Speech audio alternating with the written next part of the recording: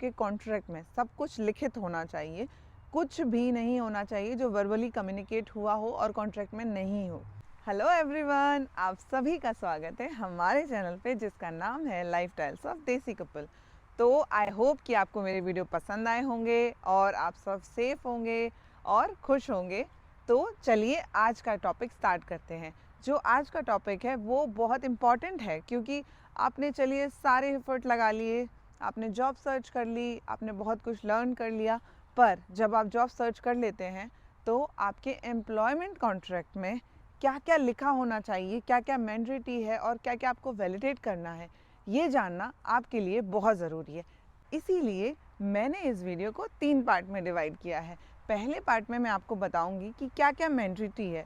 इसका मतलब है सारी चेकलिस्ट, मैंडेटरी चेकलिस्ट, जिससे आप वैलिडेट कर सकते हैं कि आपके एम्प्लॉयमेंट कॉन्ट्रैक्ट में ये सारी चीज़ें अच्छे से मेंशन है या नहीं। दूसरे में मैं आपको बताऊंगी कि मैंडेटरी चेकलिस्ट के अलावा आपकी एम्प्लॉयमेंट कॉन्ट्रैक्ट में क्या क्या आप निगोशिएट कर सकते हैं और क्या नई चीज़ें आप ऐड करवा सकते हैं बेस्ड ऑन द निगोशिएशन। और तीसरा है कि जब आप साइन करेंगे एम्प्लॉयमेंट कॉन्ट्रैक्ट, ये दोनों पार्ट्स को फुलफ़िल करने के बाद तो आपको किन चीज़ों का ध्यान रखना है। तो चलिए अब हम इसे स्टार्ट करते हैं। तो जो पहला पार्ट है हमारे वीडियो का वो है मैंडेटरी चेकलिस्ट। मैंडेटरी चेकलिस्ट में जो भी मैं आपको बातें बता रही हूँ वो बहुत छोटी छोटी हैं, बट ये बहुत इंपॉर्टेंट होंगी, क्योंकि इसका मतलब है कि जो भी आपने कॉन्ट्रैक्ट साइन किया है, आपने ये सारी चीज़ों को अग्री किया है, उसके बाद साइन किया है, इसलिए आपको हर छोटी से छोटी चीज़ को पढ़ना होगा, उसे वैलिडेट करना होगा।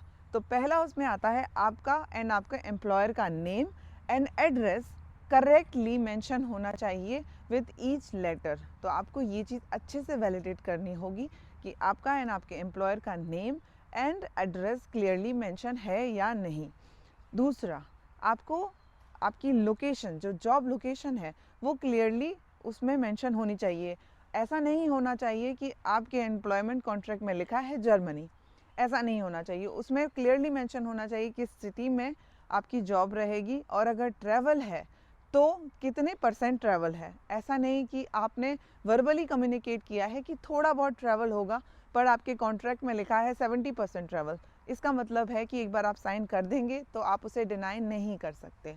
जो तीसरा है वो है कि अगर आपका कोई फिक्स टर्म कॉन्ट्रैक्ट हो तो आपके कॉन्ट्रैक्ट में प्रॉपरली मेंशन होना चाहिए आपका स्टार्टिंग एंड एंड डेट, ताकि आपका कॉन्ट्रैक्ट वैलिड हो स्टार्टिंग एंड एंड डेट से। इसी के साथ साथ अगर आपके कॉन्ट्रैक्ट को एक्सटेंड करने की कोई भी टर्म्स एंड कंडीशंस हैं जो आपसे वर्बली या ईमेल में शेयर की गई हैं, तो वो भी आपको चाहिए कि मेंशन हो आपके कॉन्ट्रैक्ट में। सब कुछ लिखित होना चाहिए, कुछ भी नहीं होना चाहिए जो वर्बली कम्युनिकेट हुआ हो और कॉन्ट्रैक्ट में नहीं हो। जो चौथा पॉइंट है वो ये है कि आपका रोल एंड आपकी डेजिग्नेशन, वो भी क्लियरली आपके कॉन्ट्रैक्ट में मेंशन होनी चाहिए। और रोल एंड डेजिग्नेशन अलग अलग होते हैं, तो ये हमेशा याद रखें कि आपका role and designation clearly mention हो आपके ऑफर लेटर में, आपके कॉन्ट्रैक्ट में। जो पांचवी चीज़ है वो है आपकी सारी लीव्स एंड जो भी हॉलीडेज़ हैं वो क्लियरली मेंशन होने चाहिए कि आपको इस पर्टिकुलर स्टेट के सारे हॉलीडेज़ मिलेंगे और आपकी एनुअल लीव्स इतनी हैं। आपको क्लियरली वो चेक करना होगा कि आपके ऑफर लेटर में मेंशन है या नहीं। सो लीव्स वाला पार्ट आप अच्छे से चेक कर लें। इसके बाद जो आता है, जो सबसे ज़्यादा इम्पॉर्टेंट है, वो आपका कॉम्पनसेशन एंड सैलरी है।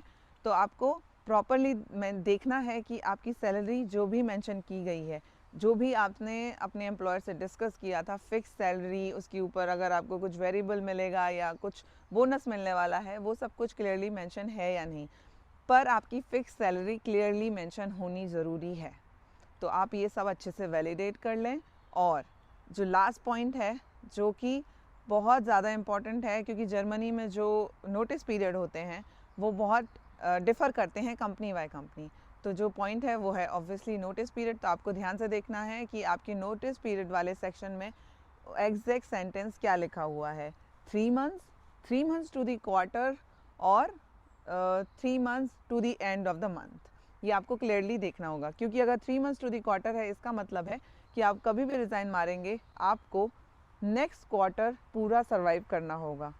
और केवल 3 मंथ्स अगर मेंशन है, इसका मतलब है कि केवल 3 महीने का आपका नोटिस पीरियड होगा। जिस भी डेट से आप रिज़ाइन कर रहे हैं उससे 3 महीने आप इजीली कैलकुलेट कर सकते हैं। और अगर 3 months to the end of the month है, इसका मतलब है कि आप जब भी रिज़ाइन करते हैं उसके 3 महीने के बाद जो भी मंथ पड़ रहा है उसके एंड ऑफ द मंथ में ही आपको रिलीज़ मिलेगा। तो आपको ये सब अच्छे से देख लेना है। तो ये तो हो गई हमारी मैंडेटरी चेकलिस्ट। अब हम आते हैं दूसरे पार्ट की तरफ। दूसरे पार्ट में क्या क्या आता है? दूसरे पार्ट में सबसे इम्पॉर्टेंट है कि जो भी आपकी चेकलिस्ट हमने डिस्कस की है, जो भी आपकी एम्प्लॉयमेंट कॉन्ट्रैक्ट में होना चाहिए, उसके अलावा आप क्या क्या निगोशिएट करके अपने एम्प्लॉयर से बात करके क्या क्या और ऐड करा सकते हैं अपने एम्प्लॉयमेंट कॉन्ट्रैक्ट में।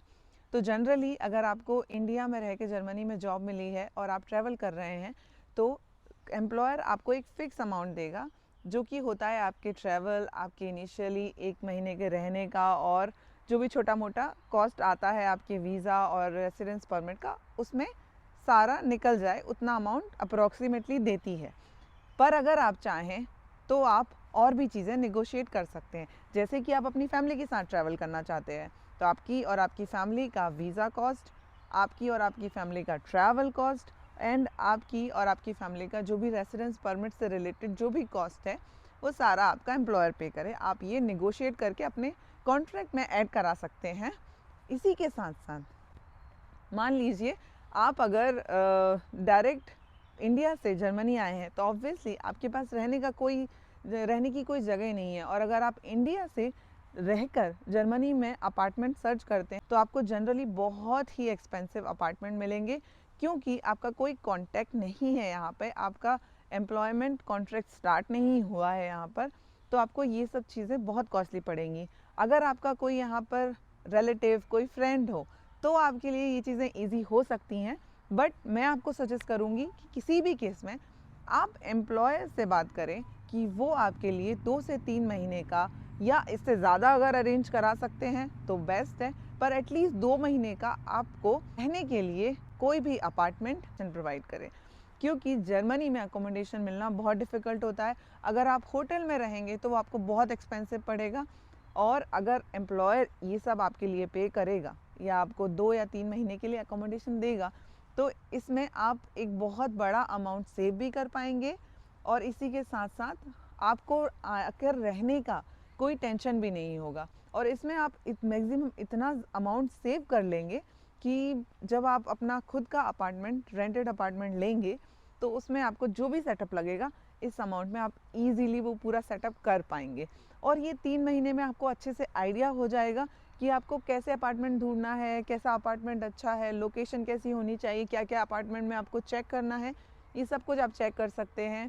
आपके पास कॉन्टैक्ट्स होंगे, आप चाहें तो कोई एजेंट से बात कर सकते हैं और चीज़ों को बहुत स्मूथ कर सकते हैं। तो ये बहुत इम्पॉर्टेंट है कि आप ये सारी चीज़ें अपने कॉन्ट्रैक्ट में लिखवा लें। नॉट वर्बली कुछ भी कम्युनिकेशन ना करें, सब कुछ अपने कॉन्ट्रैक्ट में लिखवा के तभी साइन करें। भले आपको कुछ दिन और वेट करना पड़ेगा जब तक वो कॉन्ट्रैक्ट में लिख के आएगा, बट आप वेट करिए, पर ये सारी चीज़ें लिखी होनी चाहिए। तो ये तो हो गया कि आप क्या क्या और ऐड करा सकते हैं अपने एम्प्लॉयमेंट कॉन्ट्रैक्ट में, कितना और नेगोशिएट कर सकते हैं। ये मेरे अकॉर्डिंग कुछ पॉइंट्स हैं। आप चाहें तो आप अपने हिसाब से भी सोच कर, अपने एक्सपीरियंस के हिसाब से कुछ और सोच कर भी ऐड करवा सकते हैं। पर याद रखिए, जो भी आप ऐड करवा रहे हैं सब आपके एम्प्लॉयमेंट कॉन्ट्रैक्ट में लिखा होना चाहिए। कुछ भी वर्बली कम्युनिकेट नहीं होना चाहिए, कुछ भी ईमेल में कम्युनिकेट नहीं होना चाहिए। अगर ईमेल में कम्युनिकेट हो भी रहा है तो भी उसको आपको क्लियरली मेंशन करना है कि ये कॉन्ट्रैक्ट में लिखा होना चाहिए, तभी वो वैलिड होगा, तभी उसका इम्पोर्टेंस होगा। अदरवाइज़ कुछ भी वैलिड नहीं होगा। और अगर आपको ये सारी चीज़ें मिल जाती हैं, जैसे अपार्टमेंट एंड जो भी रेसिडेंस परमिट और वीज़ा, ट्रैवल कॉस्ट है आपका और आपकी फैमिली का, तो ये आपको इनिशियली बहुत सपोर्ट करता है। क्योंकि जब आप दूसरी कंट्री आते हैं तो आपका ट्रैवल का और सेटलमेंट का बहुत सारा कॉस्ट जाता है, जो इनिशियली आपको फाइनेंशियली थोड़ा वीक कर देता है। पर अगर ये सारी चीज़ें ऑलरेडी आपको आपका एम्प्लॉयर पे कर रहा है, तो आपके ऊपर से एक बहुत बड़ा बर्डन हट जाता है। तो आप मेरे हिसाब से ये चीज़ें नेगोशिएट करने का ज़रूर ट्राई करें, स्पेशली अकोमोडेशन वाला पार्ट, क्योंकि वो बहुत ही डिफ़िकल्ट पार्ट है। आपको चाहिए कि आप जर्मनी आएँ, थोड़ा सेटल हो जाएँ, चीज़ों को समझें, उसके बाद आप अपने लिए अकोमोडेशन सर्च करें, वो आपके लिए बहुत यूज़फुल होगा। तो चलिए अब हम इस वीडियो के तीसरे और आखिरी पार्ट पे चलते हैं, जो कि मेरे पर्सनल एक्सपीरियंस से मैंने बनाया है और जो भी मेरे कलीग्स हैं, मेरे फ्रेंड्स हैं जो इंडिया से आए हैं, उन्होंने मुझे जो अपने एक्सपीरियंस शेयर करे मैंने उसके बेसिस पर बनाया है। पर ये बहुत ज़्यादा इम्पॉर्टेंट है, क्योंकि आप अगर कोई नई कंट्री आते हैं तो आपको उस कंट्री के रूल्स रेगुलेशंस, वहाँ पे क्या क्या इम्पॉर्टेंट है, क्या इम्पॉर्टेंट नहीं है, वो सब जानना थोड़ा ज़रूरी है। तो जब भी आप कोई भी एम्प्लॉयमेंट कॉन्ट्रैक्ट साइन करते हैं तो आपको जो भी क्वेश्चन हो एम्प्लॉयमेंट कॉन्ट्रैक्ट को लेके, एक भी शब्द को लेके जो भी इशू हो, जो भी डाउट हो, वो आप क्लियर करें अपने एचआर के साथ, क्योंकि यहाँ पे जो एम्प्लॉयमेंट कॉन्ट्रैक्ट होता है वो जनरली जर्मन में होता है और बहुत सारी कंपनीज जर्मन और इंग्लिश दोनों में एम्प्लॉयमेंट कॉन्ट्रैक्ट बनाती हैं। तो जनरली वो ट्रांसलेटेड होता है, जो इंग्लिश होती है वो जर्मन से ट्रांसलेट करके इंग्लिश के सेंटेंस बनते हैं। तो उसमें आप कंफ्यूज हो सकते हैं कि ये आपको समझ नहीं आ रहा है या इसका मतलब ये है, तो डोंट गैस, उसको गैस ना करें, उसको आप क्लियर करें अपने एचआर के साथ। हो सके तो पूरा एम्प्लॉयमेंट कॉन्ट्रैक्ट एक बार पढ़ लें, 2 बार पढ़ लें, उसके बाद सारे पॉइंट्स आप निकाल के रखें अपने ईमेल पर और वो शेयर करें अपने एचआर के साथ और उससे अपने सारे डाउट्स क्लियर कराएं एक बार में। मे बी आप कॉल करके भी क्लियर करा सकते हैं। और अगर आपको लगता है कि कोई चीज़ उसमें गलत लिखी है या उस सेंटेंस का जो मीनिंग आ रहा है वो आपको ठीक नहीं लग रहा है, तो आप उसे भी करेक्ट करा सकते हैं और करेक्ट करा के अपने एम्प्लॉयमेंट कॉन्ट्रैक्ट में ऐड करा सकते हैं। तो आपको ये अच्छे से ध्यान देकर, अच्छे से चेक करके पूरा डिस्कस करना है, कोई भी डाउट नहीं छोड़ना है। इसी के साथ साथ आप अपने एम्प्लॉयर से डिस्कस कर सकते हैं और उन्हें कन्विंस कर सकते हैं कि वो आपको ZAV लेटर प्रोवाइड करें। तो ZAV लेटर बहुत यूज़फुल होता है जब आप वीज़ा के लिए अप्लाई करते हैं, क्योंकि आपका visa approval with in a day और 2 हो जाता है अगर आपके पास ZAV लेटर होता है। ZAV लेटर क्या होता है वो मैं आपको उसका डिटेल अच्छे से एक नए वीडियो में प्रोवाइड कर दूंगी, अगर आपको उस पर कोई भी क्वेश्चन है तो। और जैसे कि मैंने आपको बहुत बार बता दिया है कि यहाँ पर जो फिज़िकल कॉपीज़ होती हैं वो बहुत मैटर करती हैं। इसीलिए जब आप एम्प्लॉयमेंट को हाँ कर देंगे और उनको एक स्कैन कॉपी साइन करके इंडिया से जर्मनी भेज देंगे, उसके बाद आपको वेट करना है कि वो आपको एम्प्लॉयमेंट कॉन्ट्रैक्ट की हार्ड कॉपी भी भेजें बाय कुरियर। तो ये हो गया कि आपका कॉन्ट्रैक्ट फिज़िकली आपके पास होना चाहिए, साइंड कॉपी, ऑल्सो आपके पास ZAV लेटर होना चाहिए। इसी के साथ साथ आप अपने एम्प्लॉयर से डिस्कस करके निगोशिएट कर सकते हैं कि आपका जो ट्रैवल है वो 5-6 डेज़ मीन्स 1 वीक पहले अरेंज करें, ताकि आप 1 वीक पहले जर्मनी पहुंच जाएं, ताकि आपके पास इनफ टाइम हो चीज़ों को सेटल करने के लिए, जैसे टाउन हॉल रजिस्ट्रेशन के लिए। या फिर आप ऐसे बात कर सकते हैं कि जब आपका एम्प्लॉयमेंट कॉन्ट्रैक्ट स्टार्ट होगा उसके नेक्स्ट वीक तक आप अपने लिए टाइम चाहते हैं, अपनी फैमिली के लिए टाइम चाहते हैं कि आप लोग सेटल हो सकें, ताकि आपको नेक्स्ट डे से जॉब ज्वाइन ना करनी पड़े। आपके पास 1 वीक हो टाउन हॉल रजिस्ट्रेशन के लिए, रेसिडेंस परमिट अप्लाई करने के लिए और जो भी छोटी मोटी चीज़ें हैं वो सारी सेटल करने के लिए। तो ये आप बात कर लें, क्योंकि ये बहुत यूज़फुल हो जाता है जब आप आते हैं और आपके पास टाइम होता है, तो आप बहुत कंफर्टेबल फील करते हैं और आप सारी जो टेंशन होती हैं कि सेटलमेंट और ये करना है वो करना है, उनसे फ्री होके अपना जॉब नेक्स्ट वीक से स्टार्ट कर पाते हैं। उसी के साथ साथ अगर आपके रिज्यूमे में कुछ भी मेंशन है जिसकी आपके पास फिज़िकल कॉपी अवेलेबल नहीं है, या फिर आपके पास कोई प्रूफ नहीं है, या आपका जो भी डॉक्यूमेंट था आपने लूज़ कर दिया है, तो प्लीज़ उसे अपने रिज्यूमे से हटा दें। आपके पास सारे डॉक्यूमेंट जो भी आपके रिज्यूमे में मेंशन है होने ज़रूरी हैं। और मैं आपको एक बहुत अच्छी सलाह दे सकती हूँ कि आप जब जॉब ढूंढना स्टार्ट करेंगे उसके पहले ही आप अपनी जो भी डिग्री है उसकी एक ट्रांसक्रिप्ट बनवा लें अपनी यूनिवर्सिटी से। तो आप चाहें तो उसके लिए अप्लाई करें, क्योंकि आपको एनीवे वो बहुत काम आने वाली है फ्यूचर में भी। तो ये था मेरा वीडियो और सारी इन्फॉर्मेशन एम्प्लॉयमेंट कॉन्ट्रैक्ट को लेकर।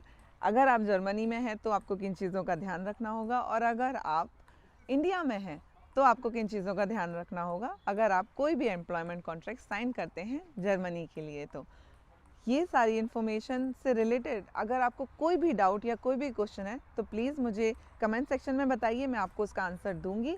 और अगर आपको मेरा वीडियो पसंद आया है तो please like, share and subscribe. तो हम मिलते हैं मेरे नेक्स्ट वीडियो में।